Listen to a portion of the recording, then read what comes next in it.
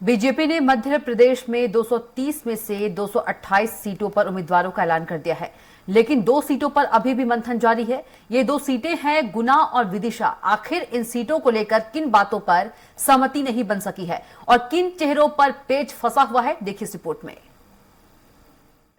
मध्य प्रदेश विधानसभा चुनाव के लिए विदिशा और गुना सीट पर बीजेपी उम्मीदवारों के नाम पर पेच फंस गया है। सबसे ज्यादा चर्चा इस बात की है कि प्रदेश में बीजेपी ने 228 सीटों पर उम्मीदवार घोषित कर दिए हैं, लेकिन इन 2 सीटों को क्यों होल्ड रखा है? क्यों अब तक नहीं हुआ है इस सीट पर प्रत्याशियों का ऐलान? समझते हैं कि आखिर ये 2 सीटें बीजेपी के लिए कितनी अहम है और यहाँ क्या समीकरण बन रही है। सबसे पहले समझते हैं विदिशा सीट बीजेपी के लिए क्यों है खास। विदिशा विधानसभा सीट 1972 में कांग्रेस से सूर्य प्रकाश सक्सेना जीते थे। इसके बाद 1977 में यहां जनता पार्टी और उसके बाद 2018 तक लगातार बीजेपी ही जीतती रही है। 2018 में मुकेश टंडन यहां कांग्रेस के शशांक भार्गव से चुनाव हार गए थे। विदिशा संसदीय सीट से पूर्व प्रधानमंत्री अटल बिहारी वाजपेयी, केंद्रीय मंत्री सुषमा स्वराज और मुख्यमंत्री शिवराज सिंह चौहान भी सांसद रह चुके हैं। विदिशा को बीजेपी की सबसे सुरक्षित सीटों में से एक माना जाता है। विदिशा से अटल जी ने लड़ा चुनाव, सुषमा स्वराज रही विदिशा से सांसद, शिवराज भी विदिशा से चुने गए थे सांसद। राजनीतिक विरासत के हिसाब से महत्वपूर्ण सीट। विदिशा में 5 चेहरों की दावेदारी है। इसमें संघ और सरकार दोनों का ही दखल है, लेकिन यहाँ संघ और सरकार किसी एक चेहरे पर एकमत नहीं है। यही वजह है कि यहाँ से नाम होल्ड रखा गया है। राष्ट्रीय स्वयंसेवक संघ यहाँ से श्याम सुंदर शर्मा के नाम का पक्षधर है, जबकि पिछली बार चुनाव हारने वाले मुकेश टंडन मुख्यमंत्री शिवराज सिंह चौहान के करीबी हैं। पूर्व वित्त मंत्री राघव जी की बेटी ज्योति शाह और मनोज कटारे भी यहाँ से दावेदारी कर रहे हैं। विदिशा में मुकेश टंडन पिछला चुनाव हार चुके हैं। शिवराज से नजदीकी के चलते उनके नाम की चर्चा। नरेंद्र सिंह तोमर ने रखा है टंडन के नाम का प्रस्ताव। चौहान जब मध्य प्रदेश युवा मोर्चा के अध्यक्ष हुआ करते थे, तब मुकेश टंडन बीजेपी का कार्यालय संभालते थे। केंद्रीय चुनाव समिति की बैठक में विदिशा से मुकेश टंडन के नाम का प्रस्ताव चुनाव अभियान समिति के प्रमुख नरेंद्र सिंह तोमर ने रखा है।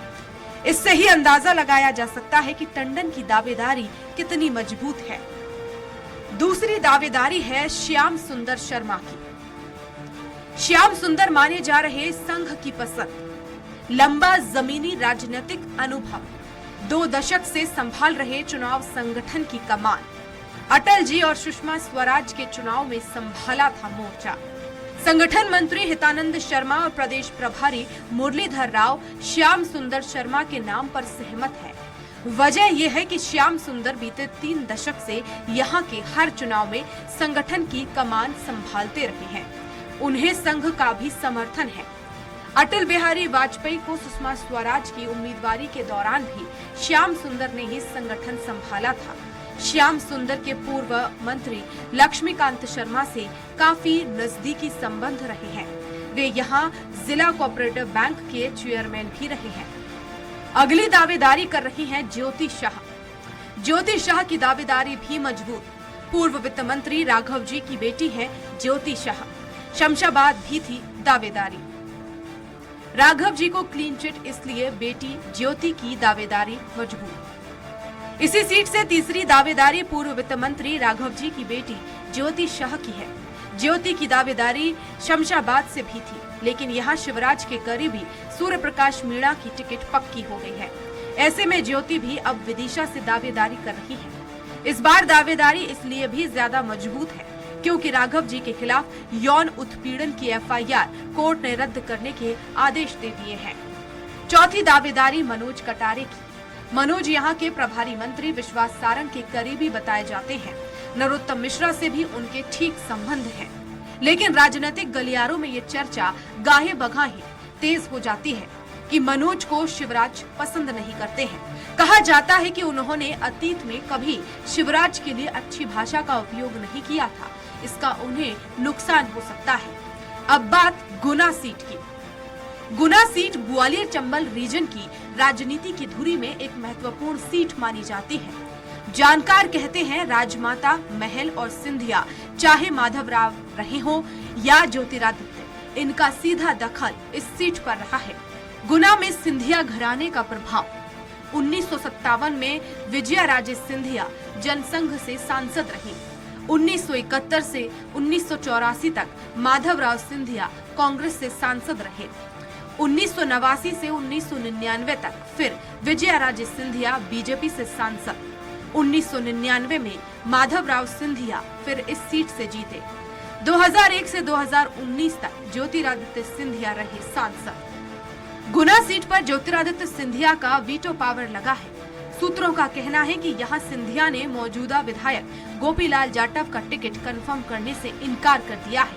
उनका टिकट कटना तय है। इस सीट को पार्टी ने अभी होल्ड पर रखा है। बताया जाता है कि जाटव राज्यसभा चुनाव के समय जब ज्योतिरादित्य सिंधिया के खिलाफ क्रॉस वोटिंग के फेर में फंसे थे, तब मंत्री अरविंद भदौरिया व अन्य ने उन्हें पकड़ भी लिया था। माना जा रहा है कि इसी के चलते सिंधिया ने भी उनका सपोर्ट नहीं किया है। तब से ही पार्टी में उपेक्षित भी चल रहे थे। अब बीजेपी जिला कार्यकारिणी की ओर से गुना सीट के लिए पूर्व विधायक पन्ना लाल शाक्य का नाम भेजा गया है। ऐसा माना जा रहा है कि सिंधिया शाक्य के नाम पर सहमति दे सकते हैं। कौन है गोपीलाल जाटव? गुना सीट से 2018 में गोपीलाल जाटव जीते थे। गोपीलाल जाटव 33,667 वोटों से जीते थे। सिंधिया की अब तक जाटव के नाम पर सहमति नहीं।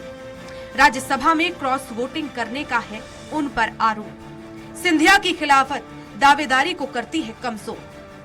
वहीं अगर बात करें पन्ना लाल शाक्य की, तो 2013 में पन्ना लाल शाक्य विधानसभा चुनाव जीते।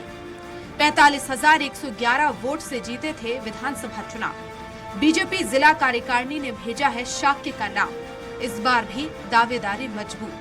दरअसल इस सीट पर सिंधिया की पसंद का उम्मीदवार उतारकर पार्टी संदेश देना चाहती है कि यहाँ महाराज ही सबसे ऊपर हैं। ये मैसेज 2024 के लोकसभा चुनाव के लिहाज से भी बेहद अहम है।